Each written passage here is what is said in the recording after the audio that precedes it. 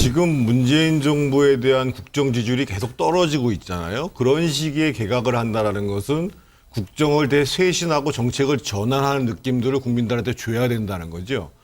아마 국민들이 가장 그동안 추미애 윤석열 사태뿐만 아니라 특히 부동산을 포함해가지고 경제 정책에 굉장한 문제점을 많이 느꼈을 것이고, 만약에 개각을 정상적으로 한다고 보면은 가장 문제가 된 사람이 홍남기 경제부총리, 김현미 국토부 장관, 추미애 법무부 장관 이렇게 됐을 거란 말이에요.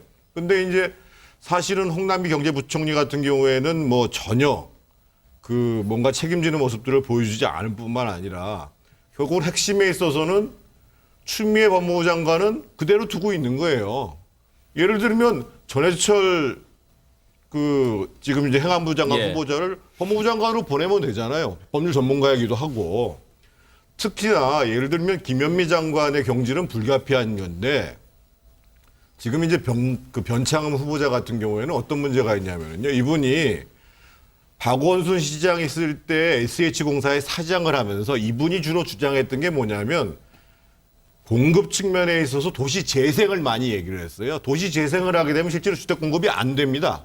기본적으로 재개발, 재건축을 억제하는 정책을 해왔고, 그래서 문재인 정부 들어와서도 소위 도시재생 정책에 상당히 근간을 마련했던 분이에요. 그러면 정책 똑같이 가네.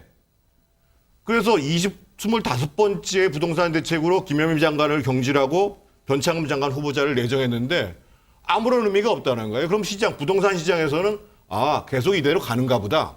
그래서 저는 도무지 이해할 수 없는 그런 개각이라고 봐야 되고, 이렇게 보면은 앞으로 지지율 반전은 어렵다고 봐야죠.